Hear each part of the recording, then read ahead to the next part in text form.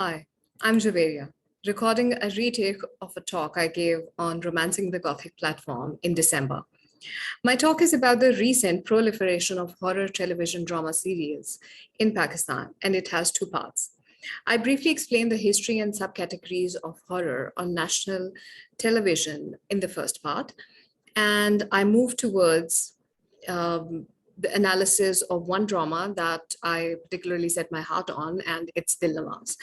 My focus remains on the complicated love stories between the human and what I've chosen to call for now the extra-human. Horror on Pakistani television series and Pakistani television in general, it utilizes Gothic settings, religious and cultural mythologies, black magic, psychological issues, and elements of mystery. Frequently used terms for the extra-human are jinn, translated easily into genie, booth, that's ghost, aseb or saya, that's used for shadows and other curious creatures. So in 1993, state television aired a comedy horror series for children titled Enek Wala Jinn, which translates as The Jinn Who Wore Spectacles. Now let me just share the pictures with you.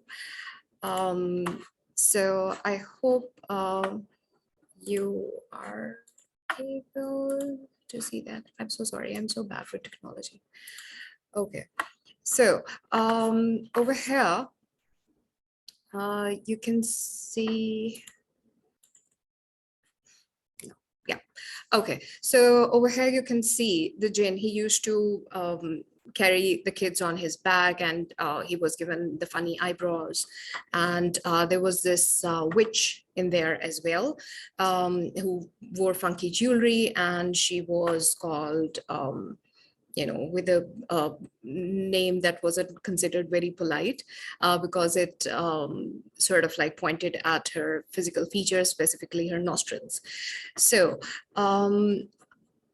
what happened in the Anaquela Jinn was that he was, the Jinn called Nastur, was thrown out of the Couscous Mountains, and he was visually challenged and he could not perform his assigned duties as a Jinn. Apart from that comedy show, between 1995 and 1997, we had dramas like Adam Zad, The Human, and they showed the impossibility of heterosexual romantic liaisons between Mario. In that particular drama, that's Adam Zad, they showed a liaison between Mario the Jinn from medieval Naples and a girl called Sakina in Lahore. So Sakina loves Mario, but when she starts craving the human touch, Mario stops visiting her. The drama gestures towards Sakina's psychological disorder, which undermines the credibility of Mario's Jinn status. And it also decreases the horror aspect. After the emergence of many private television channels, what happened was that there was a considerable advancement of technology. Production houses were able to experiment more with the horror genre, and what happened actually was that there was this increase in horror dramas. Lisa Schmidt has traced the roots of American horror genre in television. She writes that television not only makes sense as a location for horror, but in fact begins to appear ideal because of the television's affinity for serialized melodramatic narratives. Schmidt has given us the example of Vampire Diaries, which exhibited intense melodrama and attracted a predominantly female audience. In Pakistan, television dramas are the form of entertainment for women, especially those who belong to the middle and lower socioeconomic households. While the religious and patriarchal constraints restrict the avenues of entertainment for women, they also limit the topics of these dramas. A critic, Suchi Kothari, I hope I'm pronouncing the name right. Suchi Kothari knows that women enjoy the sensual and sensational narratives in popular fiction, but the censor codes demand that the sexual aspect is underplayed and passions are presented through talk and chatter or exchange of meaningful looks. Kothari writes that writing on melodrama in the West is also useful for understanding the form of the Urdu drama serial. The drama's verbal and visual hyperbole situates it in the melodramatic imagination that refuses to accept the world as banal or mundane, and it invests in everyday interactions with a heightened significance that is usually moral in nature. So ultimately, everything about these dramas is moral. So Pakistani horror genre, as I've seen it evolving and emerging in the country after 2015, has these features that it is created only for television, and it's mostly in a serialized form. And watching movies in cinemas is not an option for the majority. So the serialized form of the dramas is what we usually have. Secondly, religion plays a significant role in our horror narratives. Basic idea disseminated to the masses is that a good, pious, religious person, now usually a man, with institutional and spiritual knowledge of Islam can provide protection from the evil jinn and the ramifications of black magic. Traditionally, two types of religious characters appear in these shows: one with wayward approaches who fails to protect from the evil, and the other with more learned and Islamic ideology. The role of the wise man who provides commentary on the jinns and what they are doing and what's happening here, etc. And every other form of human life, they have comments for that. So that character has undergone changes over the years. The Muslim priest coming straight from the mosque has been replaced by a clean-shaved man with knowledge of the spirits. A common scene in most horror dramas is the recitation of verses from the holy book, Quran, to ward off the evil and the jinns. Then the serialized format of these dramas is also very interesting because our horror dramas, they usually have 30 or 32 episodes. Each one lasts for approximately 40 minutes. And sometimes there are series, very occasionally there are series like Dhund, where one consistent storyline runs throughout the story and an independent story is aired every week. So Dhund means fog in Urdu, and the heroine in the show, I'll see if I can show you that heroine. Okay. Again, my challenges with technology. All right, so I hope you can see that. Okay, so that's a heroine, and she used to see all the ghosts, her grandparents, her, if there was a ghost or a disturbed genie in the house, she was capable of looking at that. And she sort of like helped the local police in solving crimes with the help of her identification power of extra humans. So all the dramas, they have original soundtracks, and it's something that's very important for our viewers because we are used to the melodrama of the regular dramas, and it's there in the horror as well. So Schmidt has noted, I again quote, that melodrama is often assumed to deal only with stories having to do with family and relationships and topics that are associated with women's genres and presumably women's preoccupations. Meanwhile, genres like horror and other are defined in terms of certain kind of narrative action, sort of like murders, chases, and hauntings.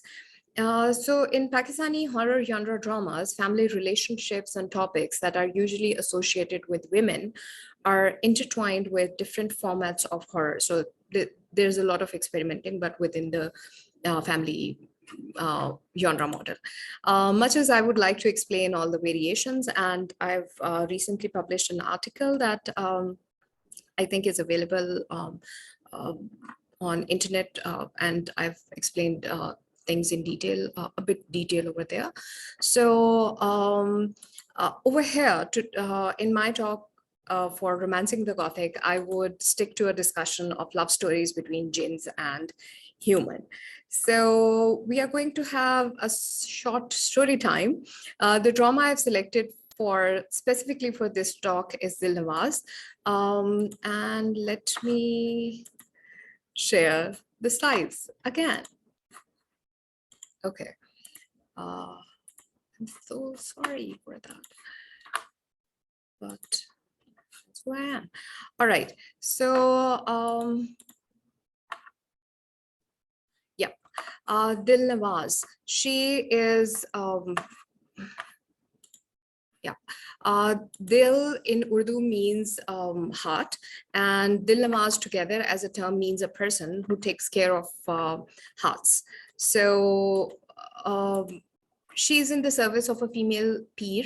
Culturally, a peer is a person with religious knowledge who is endowed with immense spiritual powers, and which they use to make all extra humans, they use their powers to make all extra humans their slaves. And Dil Nawaz takes care of an isolated house, and she's working on the command of the Pirni, and she doesn't let the owners rent the property to anyone. And then we have the hero Fawad, who is a doctor, and his family owns the house that is occupied by Dil Nawaz. Fawad is in love with a girl named Kiran, and he wants to marry her against the wishes of her mother. So he gets into an argument with his mother, and he leaves the house and starts living in the haunted house as an act of defiance. So I must mention here that majority Pakistanis favor joint family system, and men continue living in the family house, and women move to their parents in the house of their parents-in-laws after marriage. So the Human-Jinn love story starts when Fawad moves to the house haunted by Dil Nawaz. She tries various tricks to frighten him, like eating his food, misplacing his car keys, and switching his post channel to a horror movie channel, and showing him his own funeral. That was the really interesting part. He is not frightened, and she starts enjoying the teasing. She then listens to his conversations with his parents and with Kiran, and she falls in love with him after listening to his conversation with his human beloved. And she's awed by the strength of his emotions for Kiran. The Jinn Dil Nawaz delivers monologues around the human Fawad, and she even watches him while he sleeps. She shares her change of feelings for him with the Pini sister, who wants her jinns. She warns her that jinns are made up of fire and humans are made of clay, and they cannot be together. Of course, our Dil Nawaz doesn't listen, and in the meantime, her boss Pini orders her to control the human Fawad in any way she wants, because the Pini wants to help Kiran's mother, who wants him out of the way. It's a complicated story. It is then that Dil Nawaz decides to appear before him in her human form. Throughout the play, Dil Nawaz appears in traditional formal outfit of Garara, as you can see in the picture at the extreme left corner. And this traditional formal outfit of Garara is a style that's associated with elite and upper middle class urban Pakistani women. So the melodramatic aesthetic element of this horror show is created by the female jinns ensemble mostly, because she enters and her jewelry is clinking and all that stuff. And then she appears before her master, the Pini, in black dress, and uses bright shades in all other places. The extra human of her character is also dramatized through the changing color of her eyes when she experiences extreme emotions. In Pakistani horror dramas, the aesthetic aspect of horror is often highlighted. Female ghosts, spirits, jinns, they are seen wearing traditional ensembles, and which are complicated by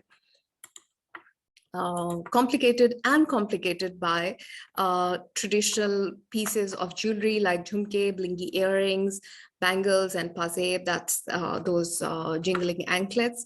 Male jinns on the screen tend to adopt a more Western foreign formal coat.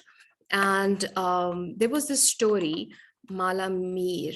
So you can see the ensemble, that's Dil Nawaz on the left, on her wedding. And then you have Neeli from Neeli Zinda Hai means Neeli is still alive, and Neeli always appears in those dresses with lots of traditional embroidery on them and wearing jhumkes, the traditional earrings.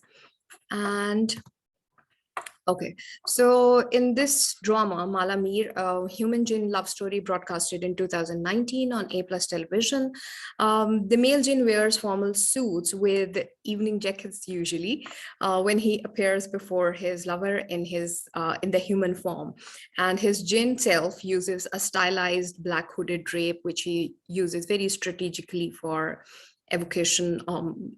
I don't know whether it's evoking fear and terror or not, but still its purpose is to create horror and fear and terror.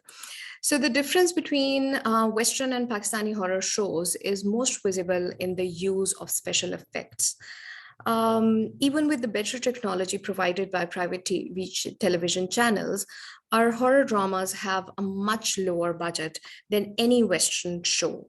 There's also a limitation in the ways in which the uncanny or the extra human is presented in the scripts and on the screen. The horror must be shown as a force controlled by transcendental Islamic powers, and to make most of the financial and content constraints, Pakistani horror dramas spotlight family relationships that are usually associated with women and intertwine them with different formats of horror. The image of popular female actresses like these two on screen right now, that's Neela Munir and Urva Hussain. They playing the role of the jinns and the ghosts, dressed up in traditional costumes. It evokes a mixture of fear and desire on the screen. By focusing more on the jhumka jingling female jinns and less on the grueling walking dead, our dramas have established their distinctive national brand of horror that instills fear in the everyday.